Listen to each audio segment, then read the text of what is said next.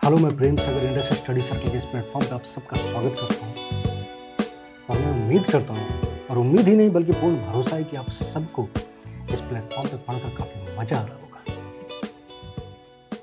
वैसे मैं कोई टीचर के हैसियत से या टीचर की तरह आपको पढ़ाने लिखाने नहीं आया। आप मुझे एक होस्ट की तरह देख सकते हैं, एक दोस्त की तरह देख सकते हैं, एक फैसिलिटेटर की तरह आप मुझे देख सकते हैं, या फिर सबसे अच्छा होगा कि आप मुझे एक डिस्कशन पार्टनर की तरह समझिए।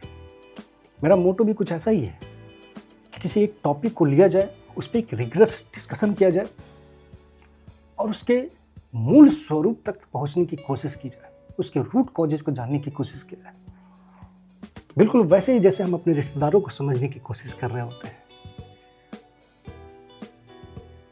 यह आइडिया मुझे इसलिए भी आया कि जब मैं इंडस्ट्री स्टडी सर्कल का जो ऑफलाइन क्लासेस है वहाँ पे जो बच्चे पढ़ते हैं, तो मैंने देखा कि बहुत सारे बच्चे अच्छे अच्छे प्रॉब्लम सॉल्व करते हैं, बड़े बड़े क्वेश्चन सॉल्व करते हैं, लेकिन कभी कभी वो बेसिक चीज़ों में अटक जाते हैं।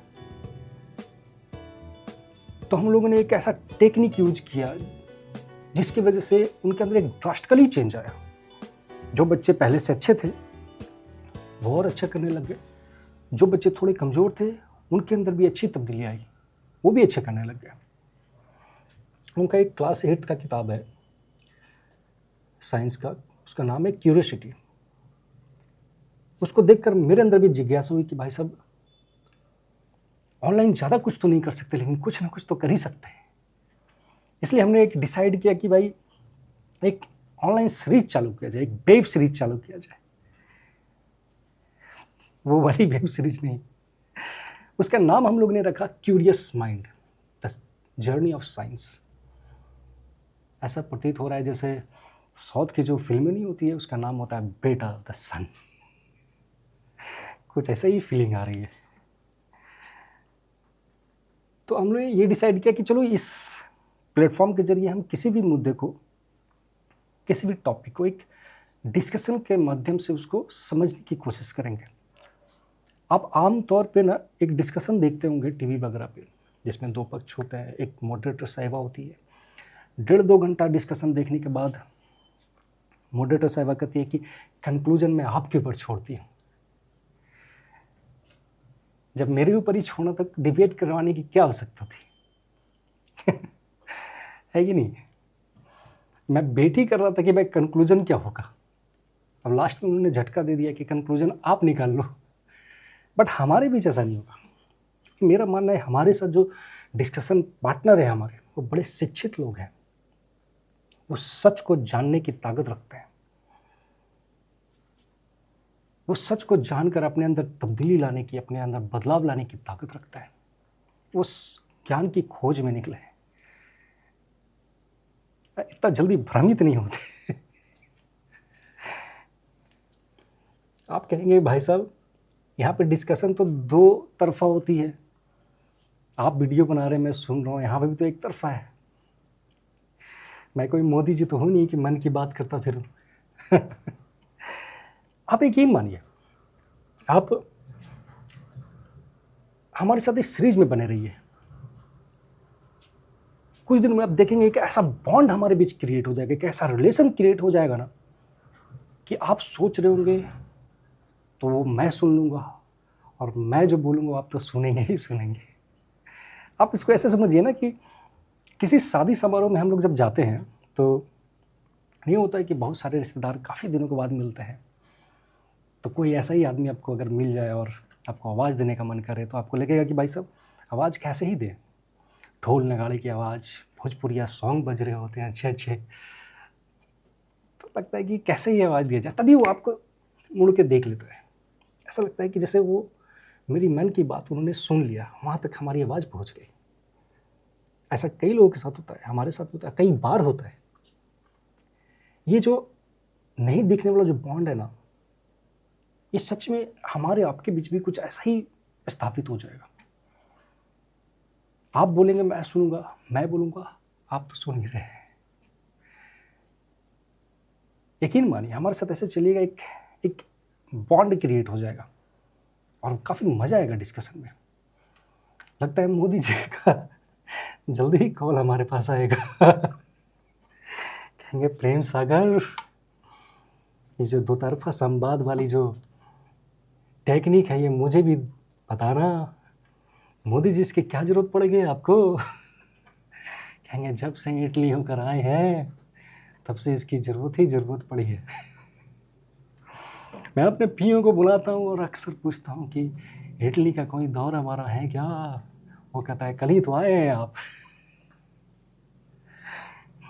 मोदी जी इन्हीं सब हरकतों की वजह से ट्रम्प चाचा ने यहाँ पे 50% का ना टैरिफ लगा दिया था। अरे प्रेम सागर, ये बात वो नहीं है, तो फिर क्या है?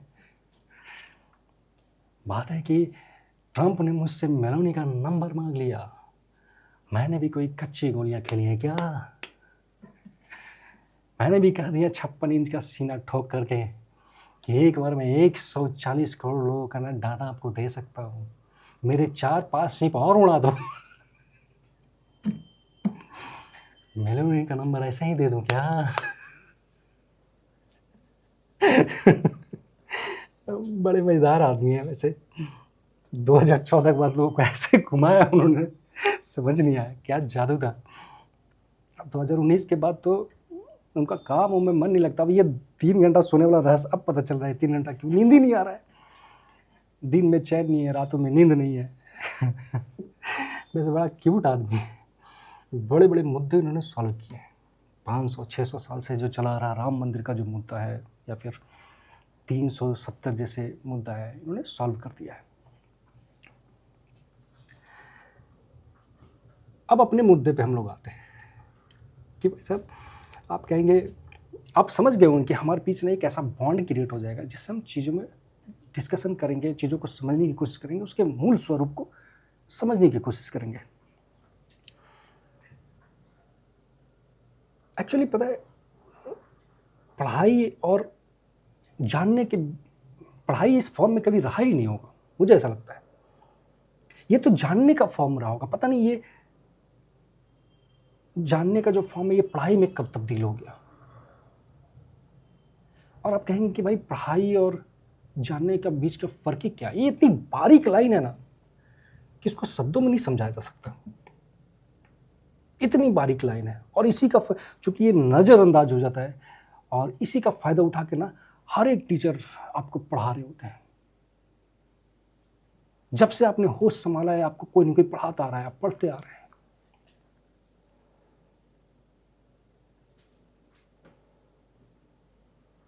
आपको सिखाने की कोई कोशिश नहीं करता, हर वक्त आपको कोई ना कोई पढ़ा रहा है। लेकिन पढ़ा कैसे जाए उसको कोई नहीं पढ़ा रहा है। कोई चीज़ को सीखा कैसे जाए ये कोई नहीं सिखा रहा है। आप कहेंगे कुछ ज़्यादा ही हो गया ये तो। पढ़ा कैसे जाए किसी चीज़ को, ये कोई कैसे पढ़ा सकता है? सीखा कैसे जाए किसी चीज़ को, ये कैसे सिखाया जा सकता है? क्यों नहीं सीखा जा सकता? सब लोग बड़े बड़े ट्रिक, बड़े बड़े इक्वेशन करने में लगे हुए हैं, बड़े बड़े ट्रिक से समझाने में लगे हैं। मैडम क्यूरी ने कौन सा ट्रिक अप्लाई किया था भाई साहब? थॉमस एडिसन ने कौन सा ट्रिक अप्लाई किया था? इलॉन मस्क कौन सा ट्रिक अप्लाई करके, कौन सा शॉर्टकट मार के यहाँ तक पहुंच गए?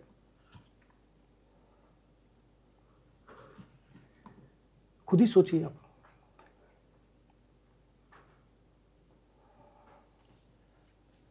ये जो पढ़ने और सीखने का जो लाइन है ना, इतनी बारीक है कि हम समझ नहीं पा रहे हैं। आप कहेंगे कि आप ही समझा दो। देखिए, इसको इस तरीके से समझते हैं ना कि आप मान लो कि दो लड़का है समुद्र के किनारे, वो बैठे हैं और इन्वायरमेंट का आनंद ले रहे हैं। वो देख रहे हैं कि भाई बहुत सारे गोताखोर हैं जो पानी में गोते मार रहे हैं, बहुत सारी मछलियाँ उछल कूद कर रही है, बहुत सारे लोग टहल रहे हैं। खास करके उन गोताखोरों को देखकर वो काफ़ी रोमांचित हो रहे हैं। कभी कभी वो पकड़ के हाथ में कछुआ ला रहे हैं, कभी वो मछली ला रहे हैं। उसमें से एक गोताखोर ने ये देखा कि भाई बच्चे हमें देख कर रोमांचित हो रहे हैं, तो वो बच्चे को और रोमांचित करने के लिए कभी वो डाइव मारे और बड़ी सी मछलियाँ उसके तरफ दिखाए, फिर जाए, फिर कुछ रंग बिरंगी मछलियाँ दिखाए, फिर कभी कछुआ लेके दिखाए, फिर उसने एक बार डाइव मारा और उसके हाथ में कुछ था, वो बच्चों की तरफ गया। उसके हाथ में कुछ मोतियाँ रखते हुए, उन दोनों बच्चों के हाथों में मोतियाँ रखते हुए कहा कि देखो कितना खूबसूरत है। बच्चे ने कहा कि वाह, सच में बहुत ज़्यादा खूबसूरत है। बड़े रोमांचित हो रहे थे बच्चे। उन्हें कहा कि ये जितना खूबसूरत है ना, उससे कहीं ज़्यादा खूबसूरत तो मैं समुद्र के अंदर देख कर आ रहा हूँ। तो कहे कि ऐसा क्या, मुझे भी तो बताइए, कैसा क्या देखा आपने? उन्होंने कहा कि जब मैं समुद्र के अंदर गया ना, तो देखा कि बड़े बड़े मछलियाँ थी, जैसे वो मुझे गले लगा रही हो। वो छोटे छोटे मछलियाँ हमारे पास आ गए, जैसे कह रही हो कि दोस्त चलो पानी में खेलते हैं। पानी में एक नया दोस्त बन गया।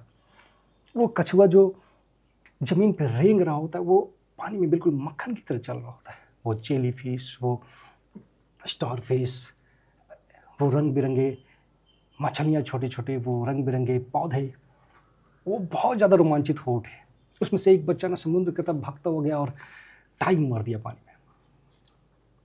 पहले तो वो लड़खड़ाया, लेकिन फिर अपने आप को संभालते हुए जोर की सांस लिया और उसने भी डुबकी मारी अंदर।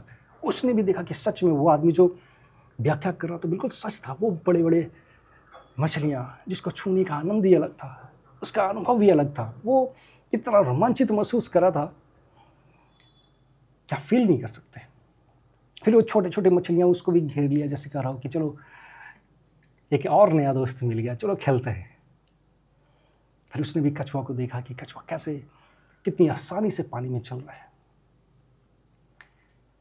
फिर वो थोड़ा और नीचे गया, उसने भी देखा कि रंग बिरंगे की मछलियाँ हैं, रंग बिरंगे के पौधे हैं।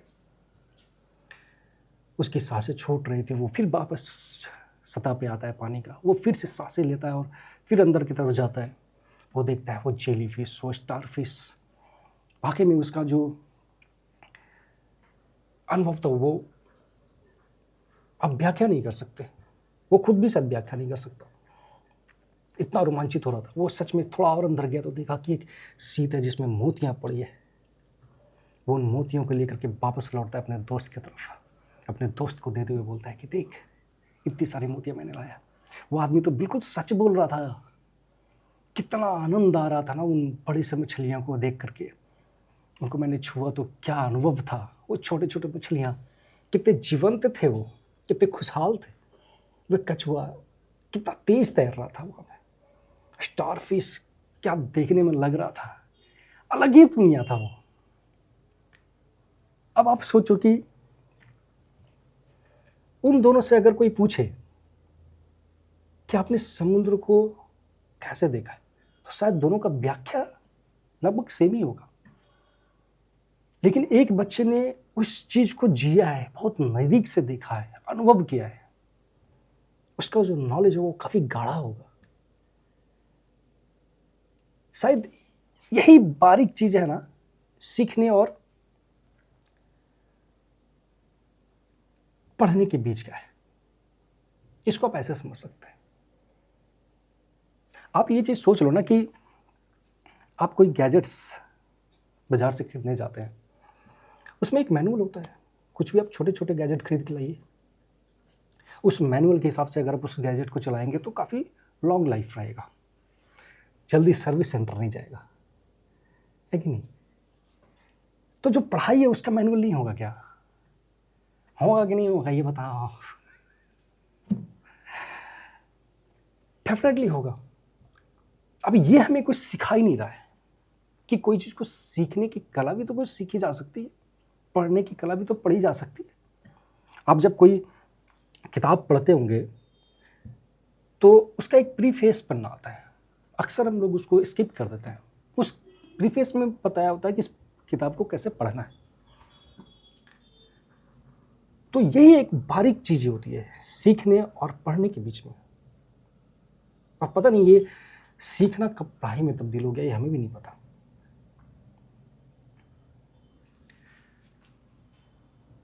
चलिए हम अब ये जानने की कोशिश करते हैं कि साइंस की शुरुआत कहाँ से हुई होगी, साइंस को जानना क्यों जरूरी रहा होगा। आप ये सोचो। और मैं तो ये कहता हूँ कि भाई साइंस ही क्यों, एक स्टेप हम लोग और पीछे चलते हैं, एक ग्राउंड जीरो पे चलते हैं, ये जानने की कोशिश करते हैं ना कि पढ़ाई की शुरुआत क्यों होगी, पढ़ाई करना कहाँ से शुरू होगी, पढ़ाई करना क्यों जरूरी रहा होगा, इसकी आवश्यकता क्यों पड़ी होगी। इंसान भी बड़ा अलग चीज़ है नहीं? मैं जब छोटा था तो सोचता था कि भाई ये पढ़ाई किसने बना दिया, जिसने भी बनाया है उसको 7 तोपों की सलामी देना चाहिए और हर एक बार तोप के सामने उसको खड़ा कर देना चाहिए। नहीं, बड़ा मन का बात आपको बोल रहा हूँ, आपके मन में भी ऐसे ही ख्याल आता होंगे। चलो पढ़ाई तो बना ही दिया, ठीक है, फिर पता नहीं फिर स्कूल बना दिया, फिर पता नहीं फिर एग्जाम क्यों बना दिया, मेरे को तो समझ भी नहीं आता है। ये बनाना पता नहीं किस बात की दुश्मनी निकाल रहा था वो। ये चीज़ें तो आप सोचो कि पढ़ाई करना क्यों जरूरी रहा होगा। हम लोग उस काल में चलते हैं। सोचो कि एक जंगल है जहां पे इंसान और जानवर दोनों साथ रहते होंगे। इंसान जब किसी बच्चे को पैदा करता होगा तो उसको खाना खिलाने के लिए जब वो बाहर जाता होगा, शिकार पे कर जाता होगा या फिर कहीं से खाना का अरेंज करने जाता होगा, और जब वो लौटता होगा तो पता चलता होगा कि कोई जानवर उसके बच्चे को खा गया, चट कर गया। उसकी संवेदना को शायद हम फेल भी नहीं कर सकते कि उसके मन पे क्या गुजरती होगी, उस दंपत्ति के मन पे क्या गुजरती होगी। शायद उनके भी हलक से निवाला नहीं उतरती होगी। वो लोग भी शायद भूखे रह करके अपने प्राण को त्याग देते होंगे हमेशा के लिए। फिर उन्होंने सोचा होगा कि ये ऐसा कब तक चलेगा, कुछ इंसान साथ में रहना उन्होंने शुरू किया होगा। और मेरा ऐसा मानना है कि आप देखो ना, इंसान जो है वो जंगल का सबसे कमज़ोर जानवर है। एक हिरन जो है अपने बच्चों को जब पैदा करता है तो 1 घंटे में वो चलने लग जाता है। एक जिराफ जो है अपने बच्चों को पैदा करता है वो भी कुछ घंटों में चलने लग जाता है। लेकिन एक इंसान जब अपने बच्चों को पैदा करता है उसको चलने में 1.5 से 2 साल लग जाते हैं। ऐसे में वो कैसे सर्वाइव करे? वो कोई छेद बना के नहीं रह सकता, वो पेड़ों पे नहीं रह सकता, उसको सरफेस पे ही रहना है, खुले में ही रहना है, कैसे वो करेगा? तब उन्होंने सोचा होगा कि चलो साथ में रहते हैं। उन्होंने कुछ हथियार भी बनाए होंगे और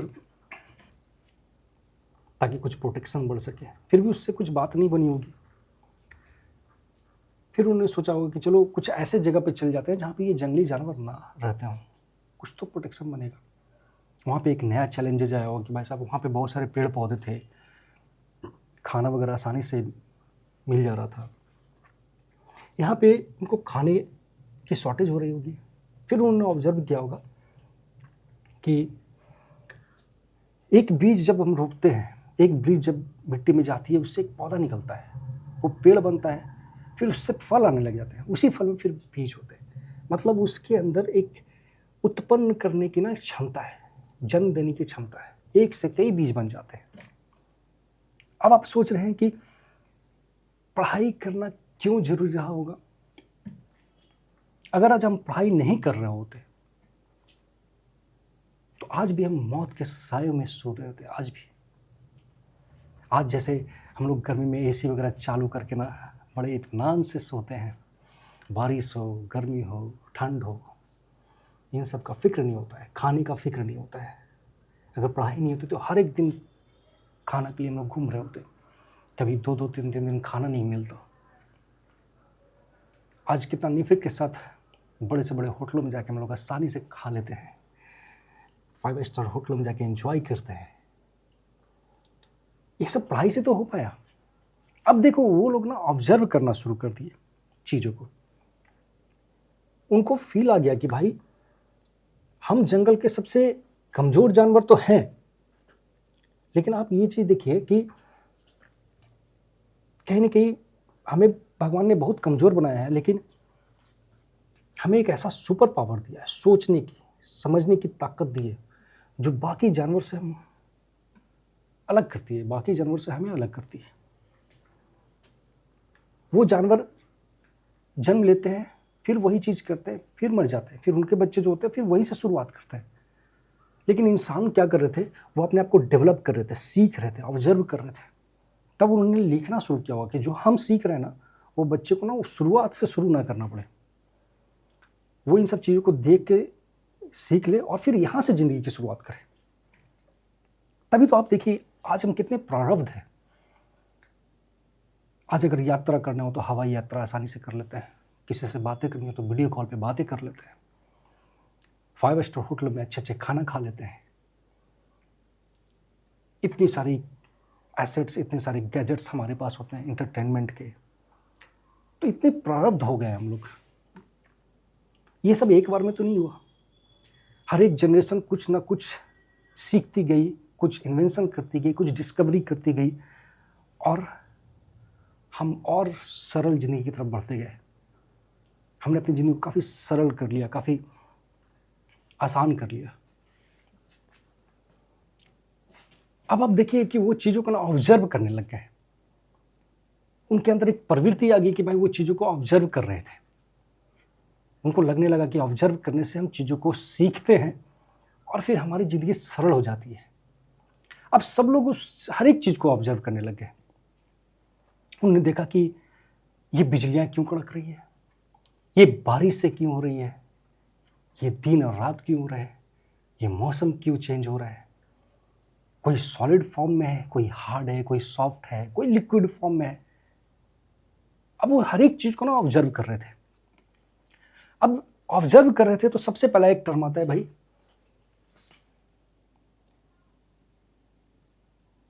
ऑब्जर्वेशन।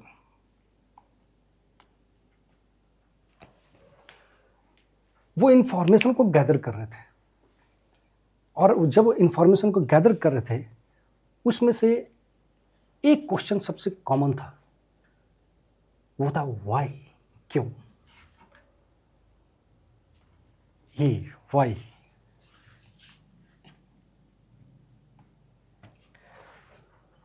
कोई चीज क्यों हो रहा है, ये बारिश हो रही है तो क्यों हो रही है, मौसम चेंज हो रहे तो क्यों हो रहे हैं, ये बीज से पौधे निकल रहे तो क्यों निकल रहे हैं, हम बच्चे से बड़ा हो जाते हैं क्यों हो जाते हैं, ये रात दिन क्यों हो रहा है। अब इस क्यों ने ही साइंस को जन्म दिया। अब इस क्यों ने आगे का प्रोसेस सोचने पे उनको मजबूर किया कि चलो ये क्यों हो रहा है इसको जानते हैं। तो अब इसके बाद का जो एक प्रोसेस आता है वो होता है इन्वेस्टिगेट करना। चीज़ों को हमें इन्वेस्टिगेशन करते हैं।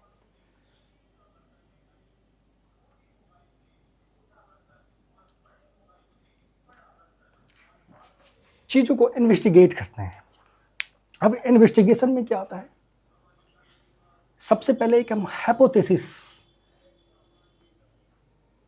स्टार्ट करते हैं।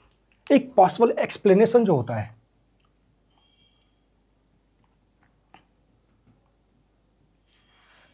एक पॉसिबल जो एक्सप्लेनेशन होता है सबसे पहले वो हम करते हैं कि ये क्यों हो रहा होगा। अब उसके बाद क्या करेंगे, मान लीजिए कि 4 व्यक्ति हैं, सबका एक्सप्लेनेशन अलग अलग है, तो क्या करेंगे, फिर वो करेंगे एक्सपेरिमेंट। वो फिर चीज़ों के बारे में एक्सपेरिमेंट करेंगे कि कौन सही है।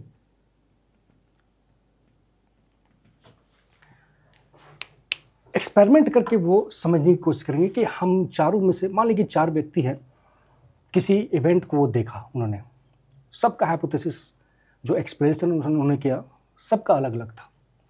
अब भाई चारों में से कौन है सही है, कौन ज़्यादा सही है, अब इसको कैसे पता लगाएंगे।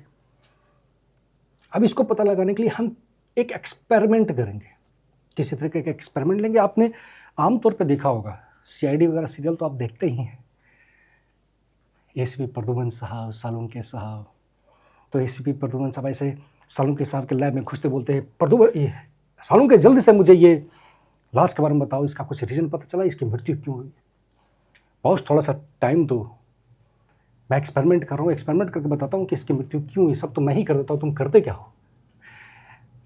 सालुंके को ज़्यादा नहीं बोल रहे हो तुम ज़्यादा क्या बोल रहा हूँ, मैं ही तो सब कर रहा हूँ, हम ही लोग तो सब लोग कर रहे हैं भाई, तुम लोग आके तो सिर्फ थेसिस हाइपोथेसिस करते रहते हो।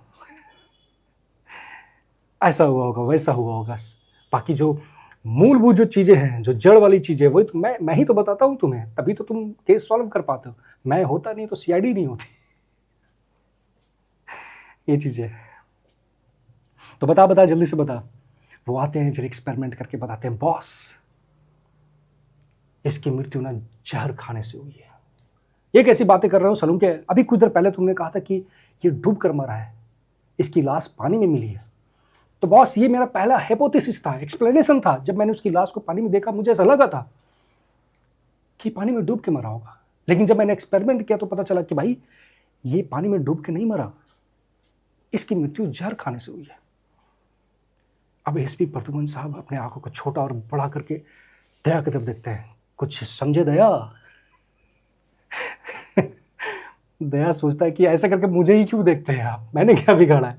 अब दया एक्चुअल में सब कुछ समझ चुका होता है, बट वो जानता है कि अगर हाँ बोल दूंगा तो भी एक्सप्लेन करेंगे। तब वो स्ट्रेंज सा एक्सप्रेशन देख बोलता है, नहीं नहीं सर, आप मुझे फिर से समझाइए।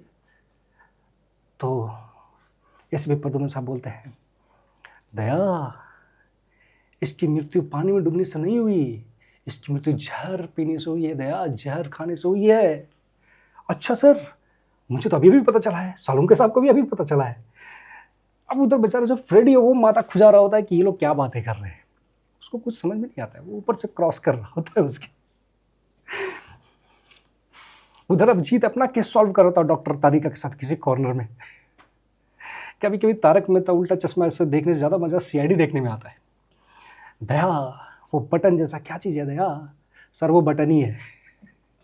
कुछ इस तरीके का कॉमेडी होता है वहाँ। तो एक्सपेरिमेंट से पता चलता है कि भाई कौन आदमी सही बोल रहा है, किसकी बात ज़्यादा सही है और सही है। अब एक्सपेरिमेंट के बाद हम लोग क्या करेंगे? चीज़ों को एनालिसिस करते हैं।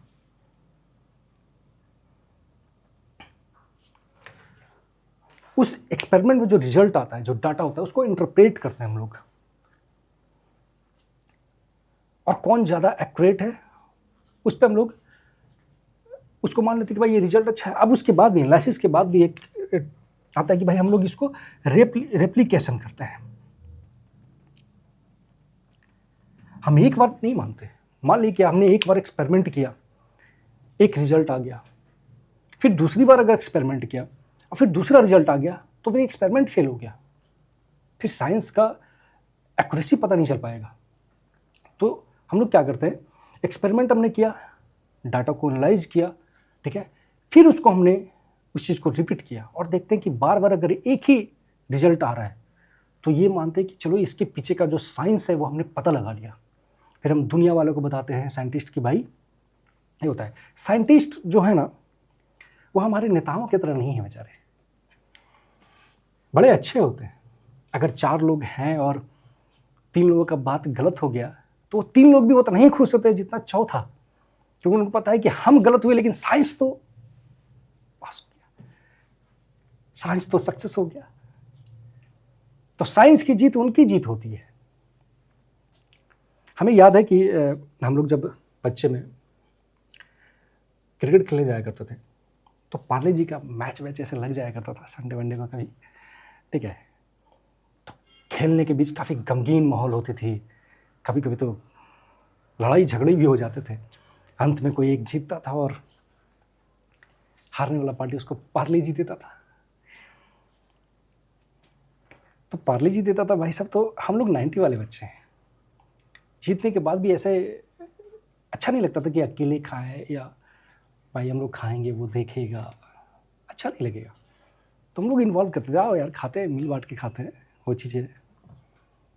कुछ देर बाद ना ये पता ही नहीं चलता था कि हारा कौन है और जीता कौन है। और हारने वाला ज़्यादा ही खाता था क्योंकि उसके पैसे लगे होते थे बेचारे, वो जल्दी लिखा लेता था।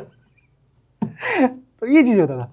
मतलब आप अगर थोड़े लेट से आए और दृश्य को देखेंगे तो पता चलेगा कि भाई हारने वाला को है ही नहीं है, सब जीतने वाला ही है। तो हमारे साइंटिस्ट भी वैसे होते हैं, उनका हमेशा एक विन विन सिचुएशन होता है, वो हारते ही नहीं है। किसी चीज़ का रिजल्ट अगर गलत हो गया तो ठीक है, पता तो चल गया कि इसका रिजल्ट ऐसा ही होता है, नहीं आता है रिजल्ट, मतलब कोई और तरीका अपनाना पड़ेगा हमें किसी चीज़ को रिसर्च करने के लिए। तो ये हमारे साइंटिस्ट ऐसे होते हैं और ये प्रक्रिया है किसी साइंस को एस्टैब्लिश करने का। भाई ये एस्टैब्लिश हो जाता है कि ये रिजल्ट ऐसा आ रहा है, फिर किताबों में लिख दी जाती है कि भाई अब आपको बहुत ज़्यादा एक्सपेरिमेंट करने की आवश्यकता नहीं है, ये रिजल्ट ऐसा था, आप करोगे आपको रिजल्ट यही मिलेगा, आप इसके आगे का रिसर्च आप कर सकते हैं। तभी तो हम लोग 2000 साल तक का सफ़र कर पाए हैं। है कि नहीं?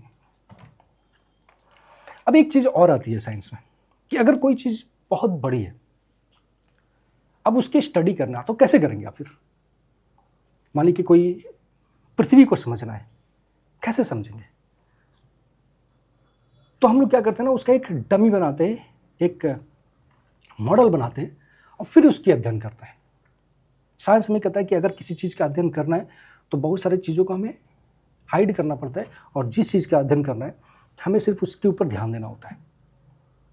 आपने सुना है ना कि महाभारत में भाई गुरु द्रोणाचार्य जो थे वो भीम को बुलाए, बोले कि भाई बच्चे की आँख पे निशाना लगाना है, तुमको क्या दिख रहा है? तो भीम थे। मैंने कहा गुरुजी हमें पेड़, फल से लदे हुए पेड़, हरे भरे पेड़ दिख रहे हैं, ढेर सारी पत्तियां दिख रही है, उसके बीच में एक चिड़िया है, उसकी आँख पे हमें निशाना लगाना है। गुरुजी बोले तुम साइड हट, तेरे से ना हो पाएगा। अर्जुन को बुलाते हैं, अर्जुन सभी सेम क्वेश्चन करते हैं। उन्होंने बोला गुरुजी हमें सिर्फ चिड़िया की आँख दिख रही है। गुरुजी ये जानते थे। मैंने कहा कि तू बांध चलाओ। वो जानते थे कि भाई विचार अगर आपके जैसे हैं, रिजल्ट वैसा ही होगा। आपका कंसंट्रेशन पावर, आपके विचार जैसे होंगे ना, रिजल्ट वैसा ही होगा।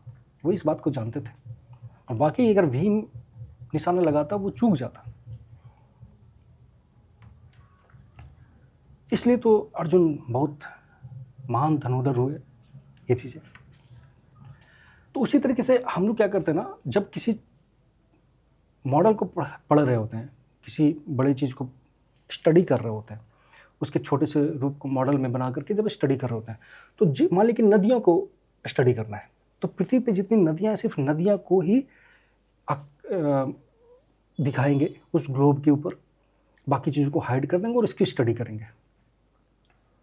अगर समुद्र के बारे में स्टडी करना है तो बाकी सारी नदियों को हाइड कर देंगे और समुद्र वाले एरिया को स्टडी करेंगे।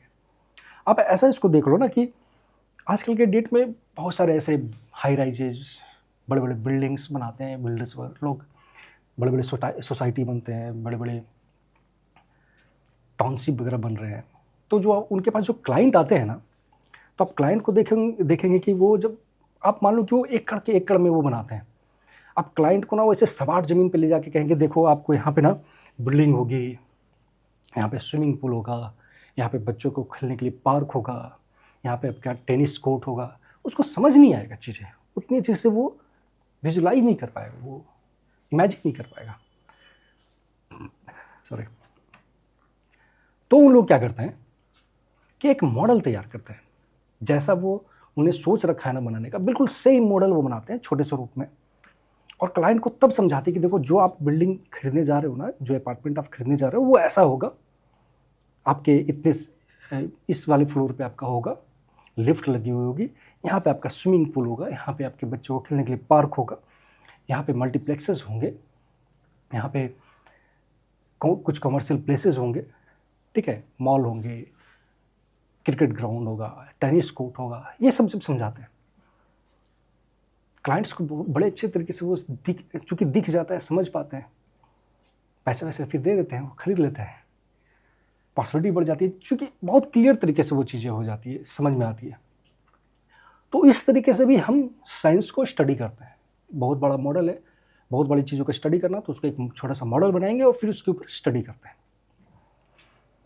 चूँकि ये लेक्चर थोड़ा लंबा हो गया है, फर्स्ट क्लास है, कॉमेडी वगैरह भी बीच में काफ़ी अच्छा होता है, लेकिन आप एक चीज़ ध्यान रखेंगे कि क्लास 8 का जो पहला चैप्टर और 9th का जो पहला चैप्टर है एक्सप्लोरेशन, जाने अनजाने आप हमारे बीच डिस्कशन करते करते सॉल्व कर चुके हैं, और मुझे नहीं लगता कि बहुत ज़्यादा कन्फ्यूजन होगा, थोड़ा बहुत होगा, वो आप पढ़ के समझ लेंगे चीज़ों को, और फिर आपके पास कोई भी आंसर क्वेश्चन करने का बहुत सरल तरीके से आप कोई भी क्वेश्चन को सॉल्व कर रहे होंगे, आप देखिएगा। तो चलिए, ये काफ़ी लंबा लेक्चर हो गया है, फ़िलहाल इसको यहीं तक रखते हैं, और उम्मीद करते हैं कि अगली बार से हम कुछ नए मुद्दे के साथ, मुद्दे में इसलिए कहता हूँ कि भाई साहब हम मुद्दे पे ही बात करेंगे, टॉपिक बहुत नहीं, हम मुद्दे पे बात करेंगे। हम तो कहेंगे, हमारे जो स्टूडेंट होंगे ना वो स्कूल में भी जाएंगे, सर सर पूछेंगे कौन सा पढ़ना है, रिएक्शन पढ़ना है? नहीं सर, रिएक्शन नहीं पढ़ना है, रिएक्शन के मुद्दे को सॉल्व करना है, रिएक्शन के मुद्दे को सॉल्व कीजिए। हमारे भी टीचर धीरे धीरे ट्रेंड हो जाएंगे, वो भी एक दिन क्लास में जाएंगे, बोलेंगे आज कौन सा मुद्दा सॉल्व करना है? तो सर एटम वाली मुद्दा सॉल्व करना है। तो हम लोग मुद्दे सॉल्व करेंगे। कभी कभी कुछ मुद्दे एक बार में सॉल्व नहीं होते। आप देखते होंगे बहुत सारे न्यूज़ में ऐसा आता है कि भाई हमारी सरकारों की बैठक चल रही है इस मुद्दे के ऊपर, लेकिन इस बैठक में कोई निष्कर्ष नहीं निकल पाया। फिर से बैठक होगी, फिर से मुद्दे के ऊपर बात होगी, फिर से डिस्कशन होगी, उसको सॉल्व करेंगे। चलिए, तब तक आप स्वस्थ रहें, सुरक्षित रहें, निरोग बने रहें। Thank you.